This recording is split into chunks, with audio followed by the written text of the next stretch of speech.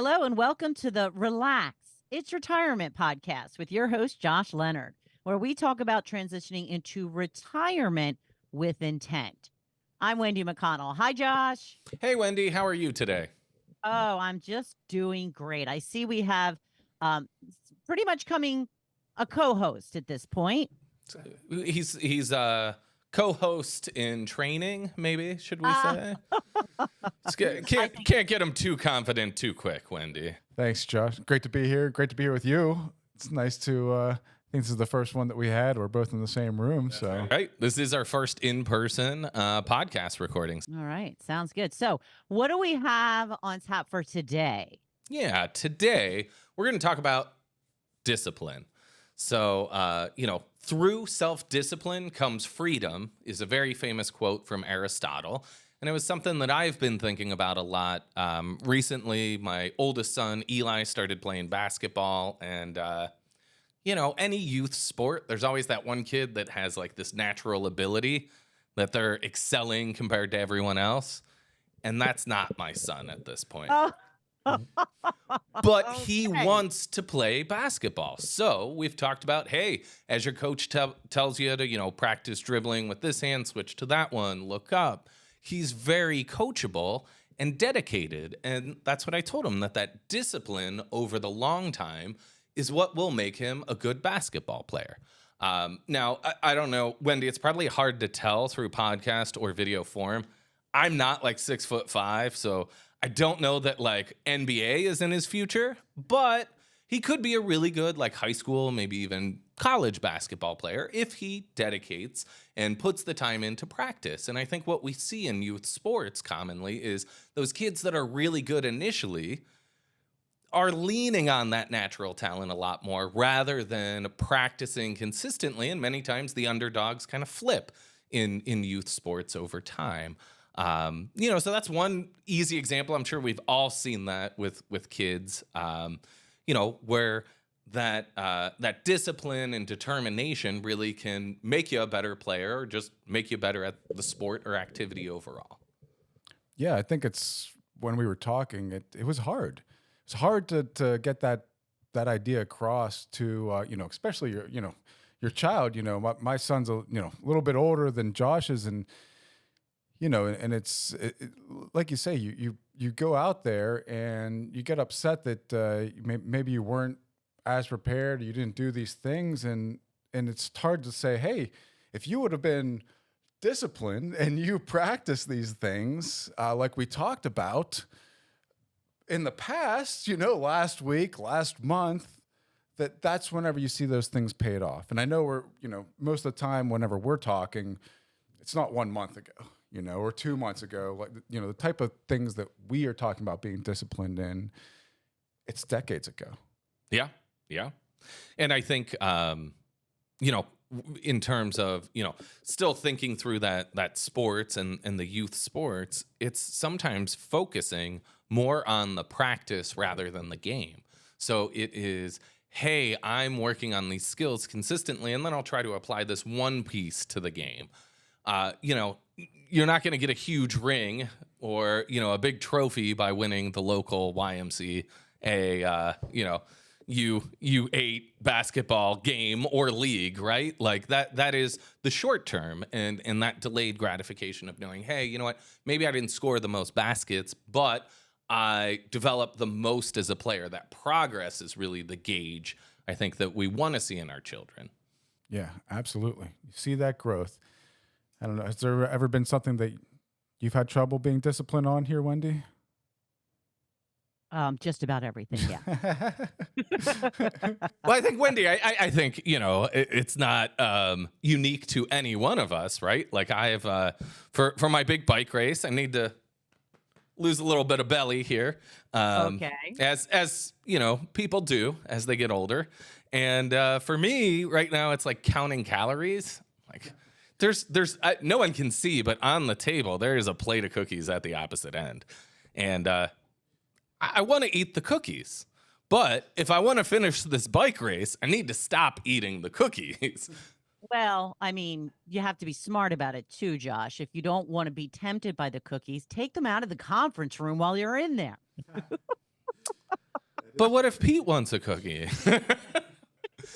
You're right. And sometimes, yeah, eliminating those temptations, or there's temptation bundling too, where it might be like, hey, if I complete my 2-hour bike race or a 2-hour bike ride with Pete, I can have a cookie for dessert, right?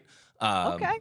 So you're pairing two things together that help equalize over time. But I think health is a common one, right? We all make poor health decisions. For me, it's many times while I'm traveling. I'm just gonna stop and grab the McDonald's. Like, I know it's awful for me, but I'm gonna eat that fast food burger.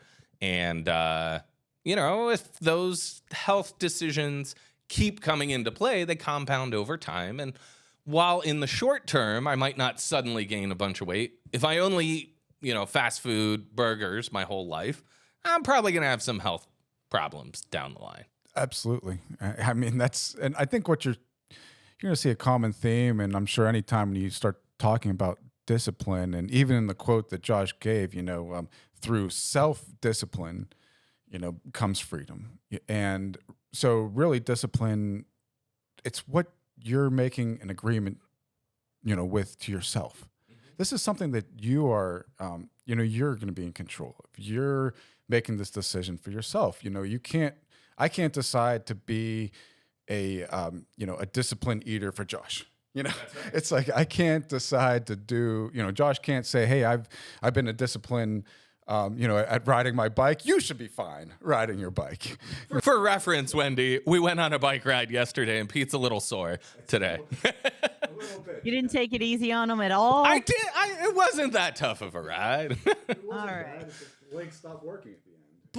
But that's it. I mean, I am riding 5 times a week now, and it's winter here in Pittsburgh, so Pete's not riding his bike like normal people, Right. Yeah. Well, he's doing the hikes, so he's used to using his muscles in a different way. That's right. You got it. So Right.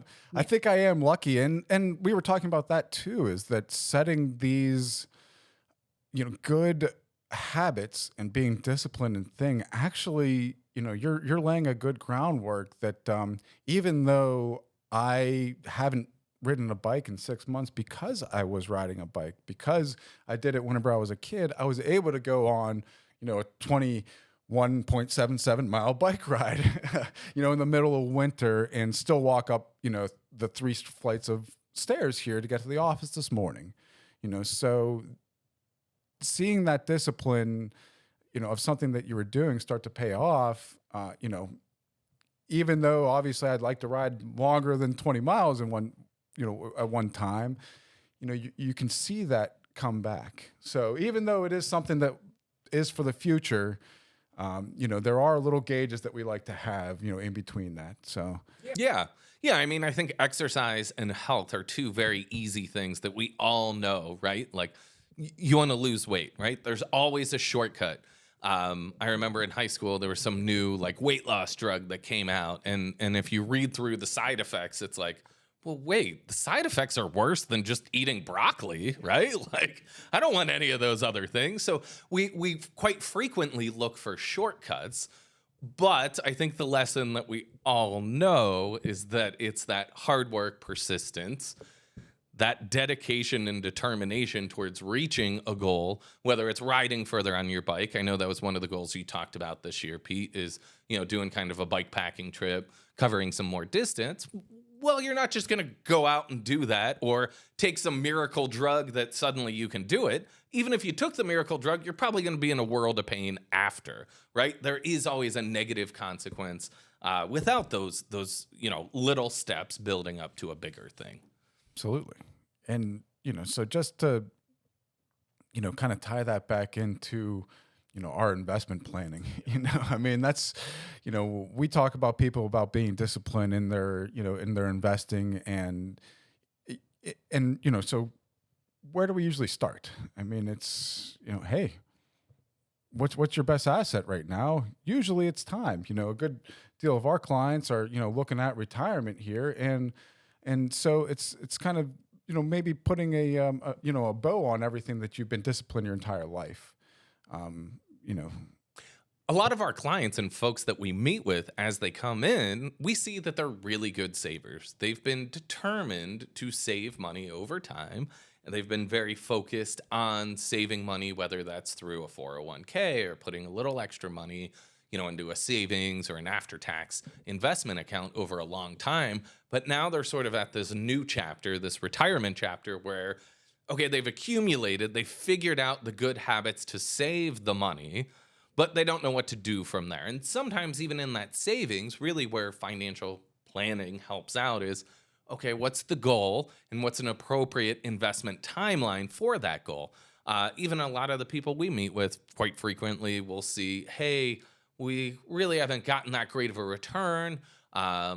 Maybe it's due to fears of the market or things like that. But, sometimes they haven't gotten that return. Really, I'd say the key factor in people that we meet with is that they've been good savers over time.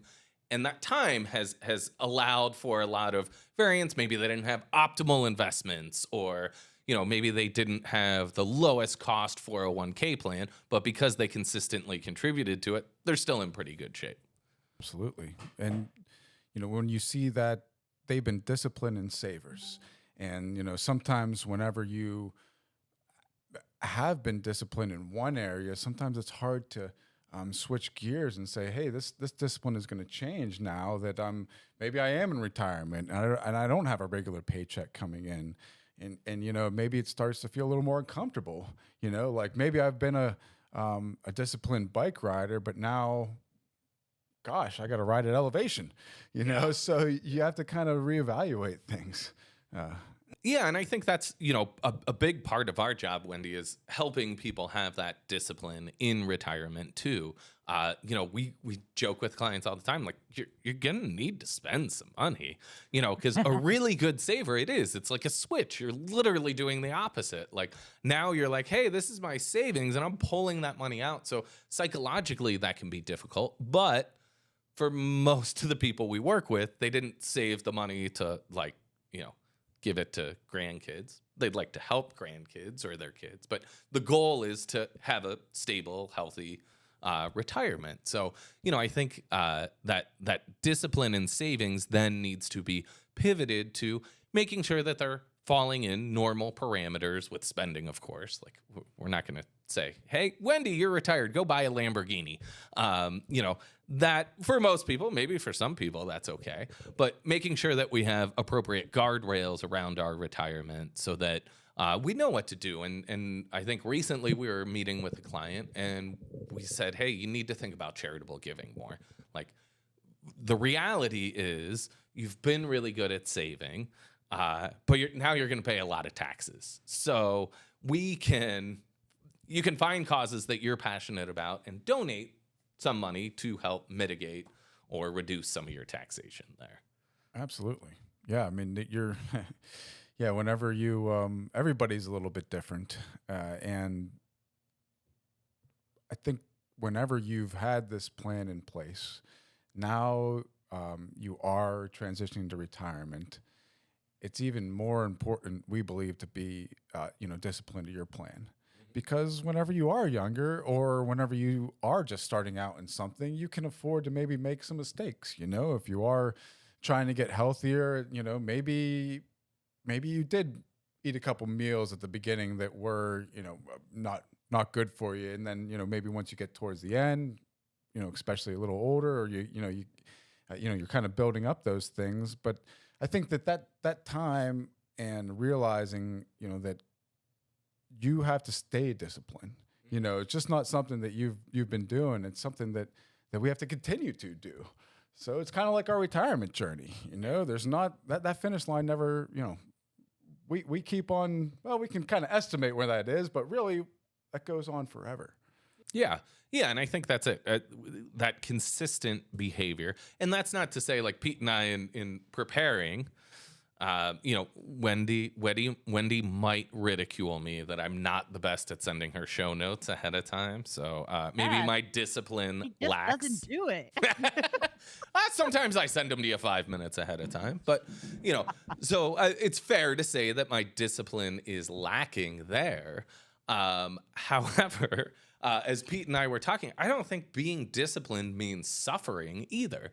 Like, even if we're talking about dieting or something, it's putting those guardrails. Hey, if I want to drop 20 pounds for my bike race, like, this is what I need to do. So maybe I'm going to exercise a little bit more, or instead of having 2 cups of coffee with really heavy fatty creamer in it, maybe I'll just have 1 and then 1 black coffee and eat a cookie at the end of the day, right? So kind of balancing out those things. To me, that's not necessarily suffering. It's maybe a little bit of sacrifice, but I want this other goal, so I'm determined to get there. I'm willing to make some sacrifices to help get there. Yeah. I mean, and I think whenever you first pull up the definition of discipline, they give you those the noun there, and they're like, disciplining a child. Yeah. It's like a negative thing, and or so you're like, gosh, you're kind of taken back, like, what is this? And then, I mean, you continue to read, and you're like, the next discipline in a noun, what was it? You're learning a new discipline. You're learning something new, and you're like, okay, wait, I can get behind this. And then, you kind of go to the verb discipline, and you're like, okay, this is a training. This is an action that I'm doing. So I think that we like to shift that mindset that says, hey, this isn't the Catholic school of discipline. This is the training. No knuckles. No, yeah. And I think that that is the focus that we like to say, that this is the discipline that. That quote about freeing your mind is that, I mean, there's some really hard things that we have to do in life that if you become disciplined in them, it makes it easier. Yeah. We talked about muscle memory, that says, hey, this is something that, you condition your body to do this thing that's hard, whether it's, reading something educationally every day, or you're getting up early to ride a bike, or you're not eating that, extra dessert. Once you have those things set in place, it does free up your mind, and it helps you. Yeah, certainly so. And I think on that journey, you learn so much about yourself too. Or maybe you can offset some preconceived notions. I can think of last Friday was the first day. Second day I was calorie tracking, and we went to a Freaky Fast sandwich shop, and I always grab a pickle instead of potato chips. That pickle has more sodium in it than I'm supposed to consume all day. So for me, what I thought, like, hey, I'm not eating chips, right? No, it's also not good for you, right? So that was a preconceived notion that I had. Hey, I'm being better to my body by eating a pickle instead of chips, but it's not really any better. So I should have just went for the cookie, right? That's the lesson learned. Or as a side salad, maybe a little fruit. Yeah. Or just only eat the sandwich, or pack my lunch too. That could. That's an option.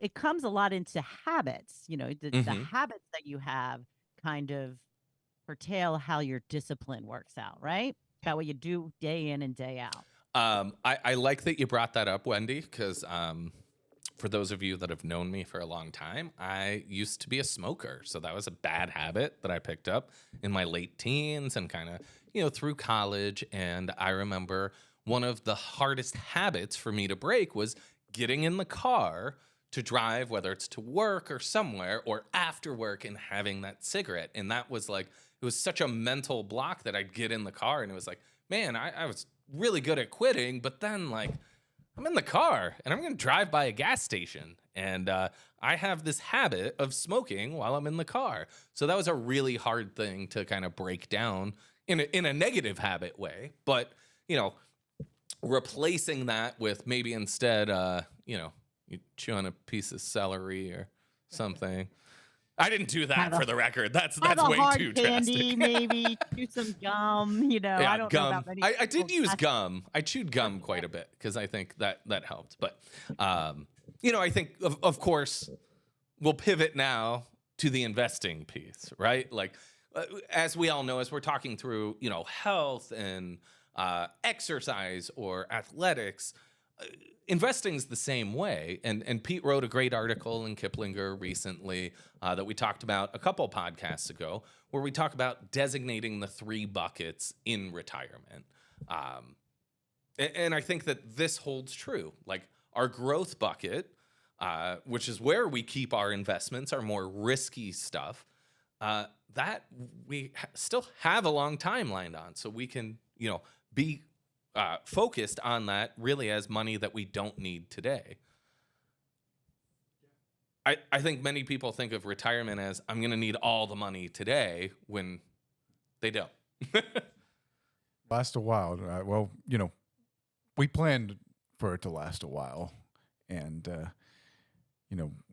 whenever you do, get into that spending, side of things, that's whenever you see these disciplines start to pay off.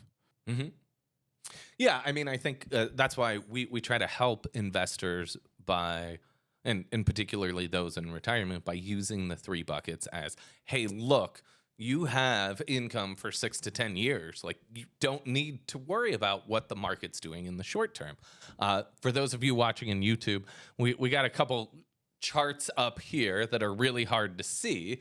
But, I always say the squiggly line over the long term goes up and to the right. And this canvas print over here is like current reality versus the goal. Like the goal is to have more money, but in the short term, it's going to go all over the place, right? Like you're going to be set back. Something's going to happen, global pandemic, a war in the Middle East. There's all these consistent factors that are going to come into play that we can't predict, but over the long term, we know that companies in general like to grow and make money. And, well, buying a stock is being an owner in those companies. So with proper diversification, there's no guarantee, of course, but probabilities in history teach us that the squiggly line goes up to the right. That's right. And when do these disciplines pay off for us? When does when does that exercise pay off? Whenever you're going to go lift something heavy, or you're going to go for an extended run, or maybe you want to go on a hike to see something that you can't see unless you hike there. In the same respect, that's whenever we need to be disciplined with our investments. Whenever things are going great and the market's breaking records every day, recently the market's on a run again, and when things are going well and there's no adversity, so whenever you're it's hard to see when those disciplines kind of make sense. But whenever we take a downturn, whenever the market takes a step back, when we start going into those kind of bear markets, that's whenever we see those disciplines pay off. That we have somebody's still.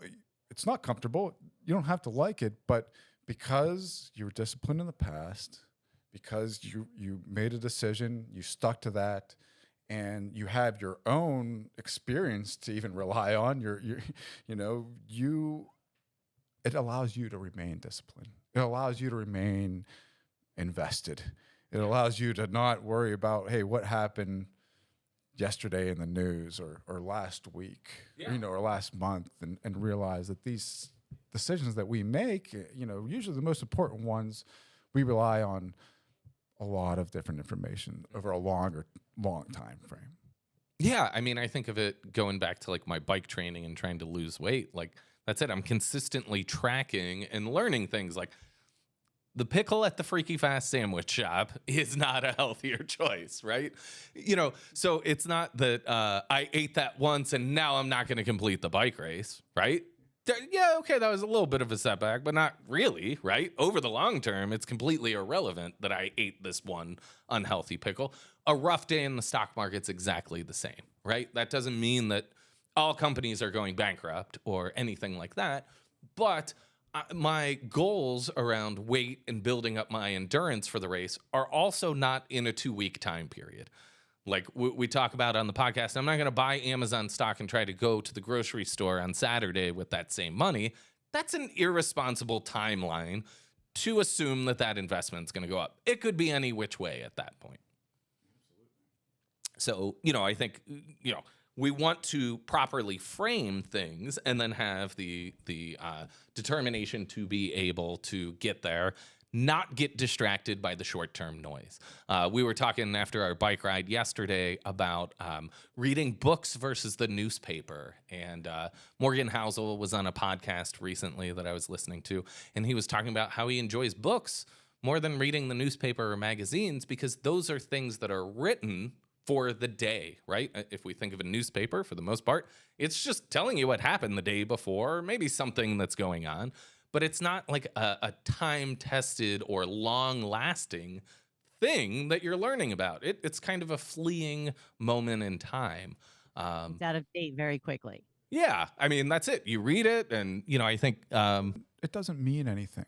It doesn't mean anything, really, unless it has context.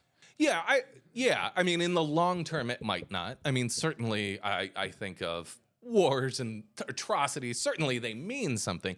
But in terms of an actionable thing for you to do to improve your life or the lives of those around you, your family, your community, I don't know that there's all that much that you're applying. Whereas rather in a book, they are more of a long-term mindset. And I think that's what we're talking about here, right? Like if we're looking over time, we need to be taking consistent steps, not just trying to restructure our whole life based on what the morning paper said. Right?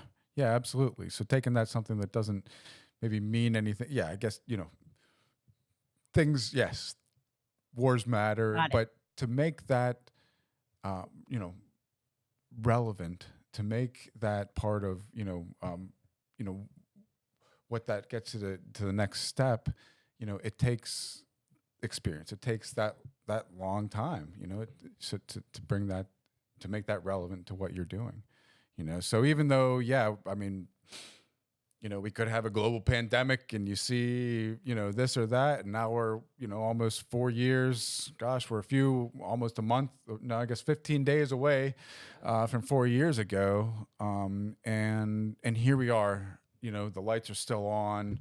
It's still sunny outside, and it seemed like the world was going to end there. So I think that if you weren't disciplined, you could have, hey, world's ending. I'm taking all my money out. I'm putting under the mattress. There's, and I mean, we have a lot of different stats, and I think one that I was looking at a chart, and it showed that the last they were going from the financial crisis, so they had somebody taking their money out at the bottom, and showing that growth, and then they had it compared to maybe getting back in the market in 6 months, and somebody who stayed invested. And I'll ruin the surprise here. The person that stayed invested obviously had 4 or 5 times more than the person that timed the market, and they had obviously significantly more than the person that just kept the money under the mattress. Mm-hmm. Yeah, So and I think those are... I was going to say, what is the most important thing then when it comes to starting discipline, maintaining discipline, would you say? Yeah, I think it's really setting your ideal destination and then finding appropriate steps to get there, right? Like if your retirement investment plan is based on your money doubling every year, that's not we can't help you, right? That's not a realistic thing. We need to have some, we put this crystal ball here, Wendy, so we can read exactly what's going to happen in the future. It'll start working eventually here. Yeah. So what would you say the biggest takeaway is when it comes to having discipline, maintaining discipline?